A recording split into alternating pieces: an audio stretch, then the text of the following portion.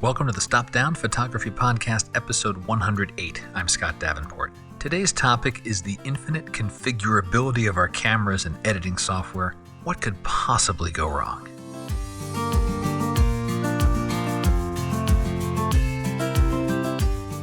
Hi, welcome. Thanks for joining. I'm glad to be back with you for another chat about photography, this shared passion of ours. And in today's episode, let's take one more step on our never-ending journey of photography. I know it has been a bunch of time since my last podcast, and I'm regretful about that. And if you're hearing this, thanks for keeping me in your podcast feed. I have no excuse, per se, for the hiatus. The simple truth is, life got busy, and the podcast was the first thing to fall below the line for what I can keep up with. And suddenly, weeks became months, and, inertia set in. So, to ease back into the podcast, I thought, let's have a lighthearted chat about buttons, switches, and sliders. Oh my. Our cameras and editing software truly are modern marvels.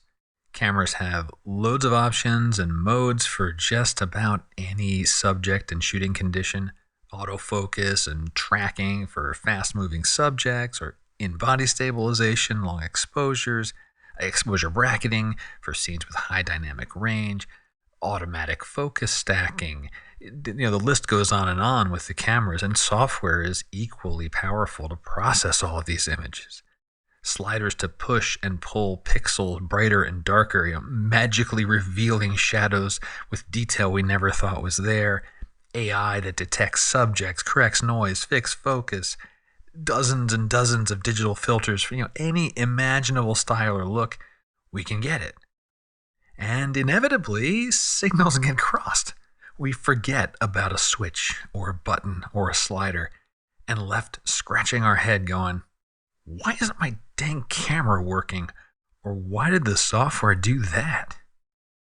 I've just returned from hosting a workshop in Big Sur along the California coast, which was a ton of fun. Great photographers, new friends, some wonderful imagery resulted. And also, we all had our fair share of bungled settings that, for a few minutes, left us shrugging our shoulders, throwing up our hands, scratching our heads, saying, what the heck is going on? And I'll predict you'll share a laugh or two, as you may have had the same or a similar experience with your camera and software. So let's go ahead and get started. And if you enjoy the podcast, please do share it with a friend, on social media with your camera club. And if you can, leave a rating and especially a review for the podcast on Apple Podcasts or Podchaser. Reviews help a podcast in mysterious ways that I can't quite explain, and it'd be great if you could do it. Links are in the show notes. Okay, so I have 5 little mini stories here to share about the blessing and also the curse of buttons, switches, and sliders. And these all happened during the Big Sur workshop. And some of them happened to several photographers on the workshop, myself included. So let's give them some cute names here as we go. Number 1 is the blurry problem. You're out in the field, your photos are just soft or sometimes outright blurry, and you're shooting on a tripod. Now this problem came in 2 forms. The first one, we're photographing at the ocean. Waves are moving, crashing, a dynamic scene. There's motion, there's a lot of moving parts going on in the frame. Some of the frames are in focus, and some aren't. And what was going on? It turned out to be the autofocus was on, but the focus was set for a zone or a broad area in the scene. So as waves moved around, motion on the right-hand side, then suddenly there was motion on the left-hand side of the frame. The focus was jumping around, and it didn't quite catch sometimes and left with kind of a fuzzy or soft photo. So the settings on the focus needed to be homed in to a smaller point and hover that or fix it on a rock or some other non-moving element in the scene, and that cleaned things up. The second form of the blurry problem was with longer exposures. You compose, calculate the exposure time, focus, add filters, and then the shot is just soft. It was just not quite there. And the tripod's stable. This wasn't clear tripod motion or vibration or anything like that. It was just a soft photo. And once again, it was autofocus. And this flavor of the problem When a thicker neutral density filter is added to the lens, less light enters the lens, and the camera can struggle to get focus. It's less of an issue with a 3-stop or 4-stop ND, but you get that 10-stop ND going on there, and it's like trying to focus in the dark. So, the camera's hunting, trying to get a focus through this dark glass, and as the exposure's happening, there's just it's not getting it right, and you end up with a soft photo. So the field workflow needed to adjust.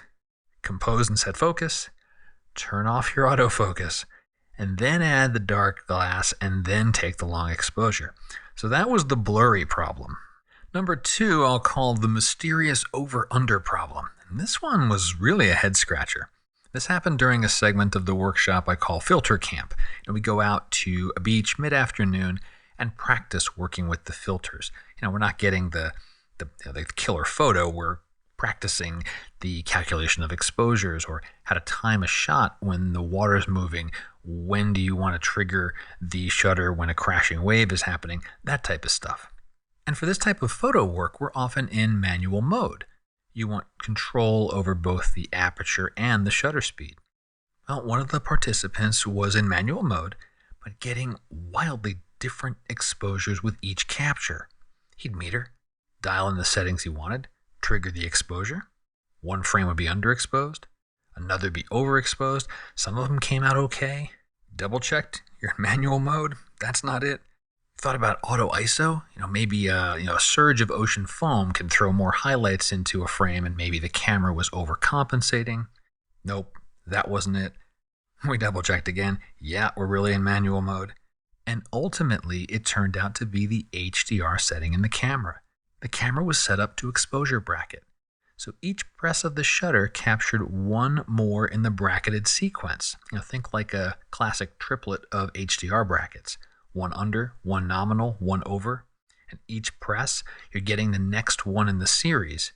And so some of them were underexposed, some of them looked okay, some were overexposed.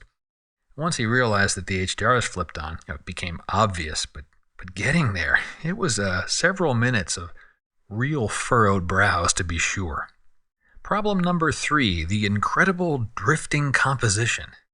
And this one was another that once we realized what happened, it made sense. And it was also interesting because we discovered the problem in post, but the source of the issue was during capture. So here's the scenario. One evening at sunset, we're out to photograph the iconic Bixby Bridge on Route 1, and the goal was capturing traffic trails across the bridge. And a technique to do this is to capture a photo of your subject, in this case the bridge, in its best light. The golden light just before the sun goes down, lighting up the bridge nicely, and then wait. Wait until it gets darker, and then capture the headlights and taillights as the traffic flows by.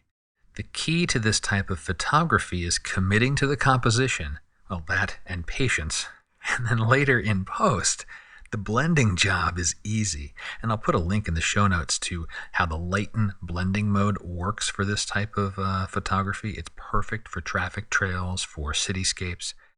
But the key is having consistent compositions just taken over a period of time. The next day, we're doing the post-processing, and I'd show the technique. You can layer these different photos you have. And a couple of the folks had traffic trails that were well above the road, kind of like a space-age car zooming by, hovering above the road. The left to right boundaries of the composition were the same, but the vertical was off. We thought back to the shoot, thought of a couple of different things, and the realization, the explanation, was soft dirt. The area behind the bridge has some packed dirt and some soft dirt, and when you're committing to a composition for 30 minutes or so, a heavier camera rig caused the tripod to sink a little bit in the soft dirt. And depending on which leg would sink, the camera would tilt upward a little bit between the shots. And in the end, by the time we got to the traffic trails, the camera had tilted itself upward enough that the traffic was well above the bridge from the perspective of the camera and the composition, comparing it to the original photo captured 30 minutes prior. And I'd had this similar thing happen with an older ball head that would just creep over time. No matter how much I tightened it, it would just creep downward and angle slowly downward. So it's ball head. You got to kind of get a new piece of equipment there, but it's a good reminder if you're shooting for a composition you've committed to. You need to make sure you're on real stable ground. And fortunately, it was easy to correct in post by just maneuvering some layers around a little bit, so the composite shots came out fine. They looked really cool too. Problem number 4, let's call this the ghosts of retouches past. This one happened to me, and squarely a processing issue. I had a sunset photo, a slightly long exposure, like a second or two, for a nice look on the water, and there were some silhouetted people out on the rocks in the midground.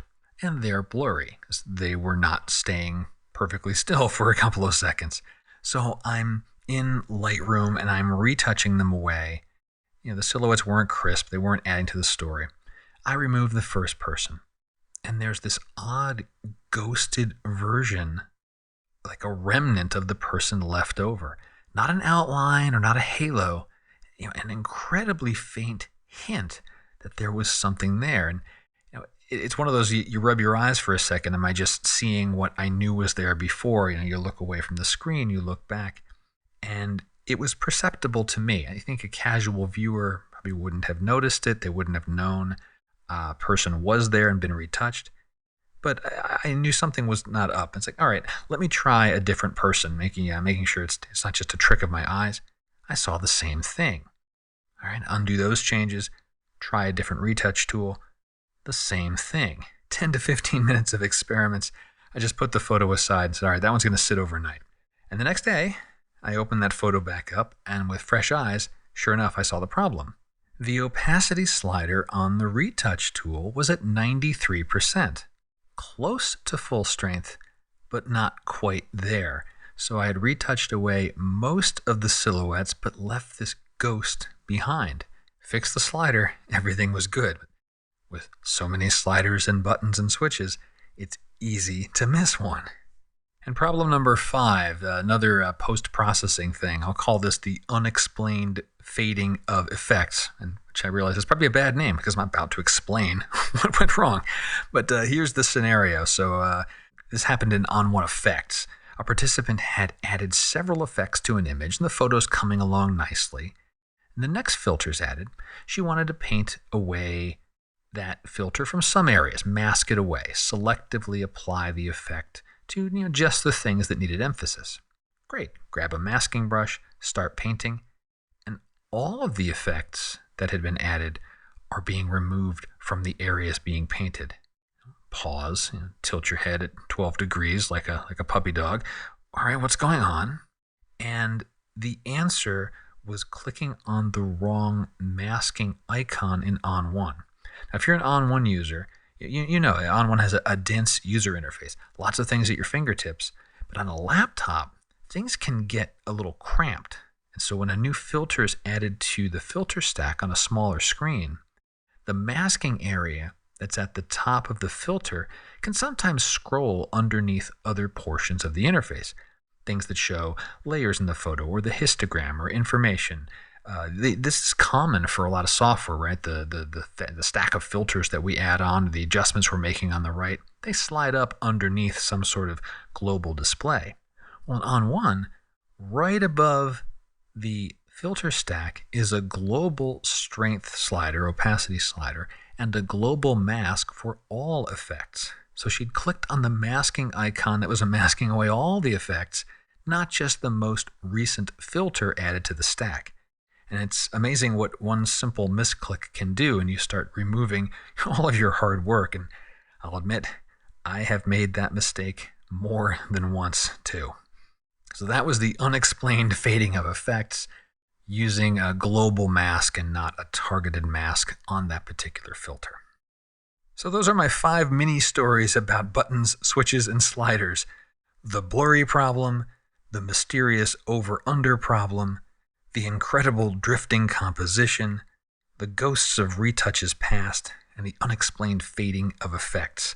And, the power and flexibility we have with our cameras and software is great, although sometimes it is a lot of mental juggling to keep all the buttons, switches, and sliders straight.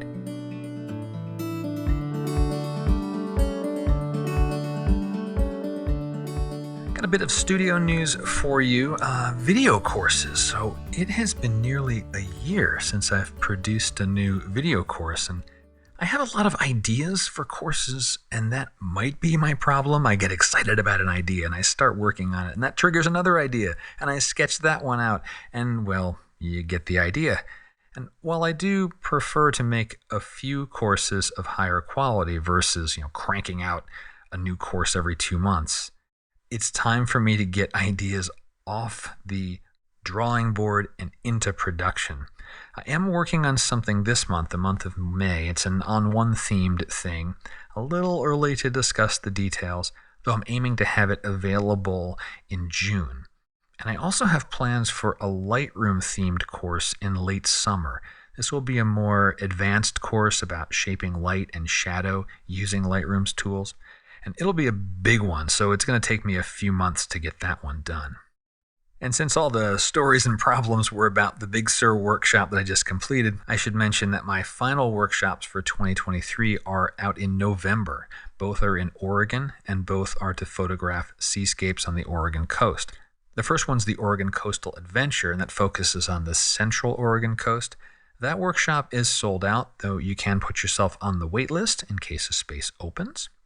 The second is Bandon Beach and Beyond. This is based at the iconic Bandon Beach and focuses on the southern Oregon coast. That workshop has several spaces open.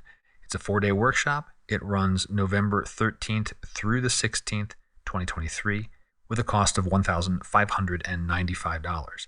All the details are on the workshops page on my website, and there's a link to that page in the show notes. Of course, there's a link in the show notes. The show notes always have the links. I think that will conclude this podcast. It's nice to be back broadcasting to you again, and thank you again for sticking with me and keeping me in your feed. I hope you enjoyed this show, and I hope, really hope, that I won't have as grand a pause between podcasts going forward. If there is a topic you're interested in hearing me talk about, or you got a question, please always send it my way. And if you'd like to support the podcast, hit the support my work button on any page of scottdavenportphoto.com. There are many zero-cost ways that you can support the show. And of course, if you want to make a donation, you can do that too. So try to keep those buttons, switches, and sliders straight. And until next time, my name's Scott Davenport. Have fun.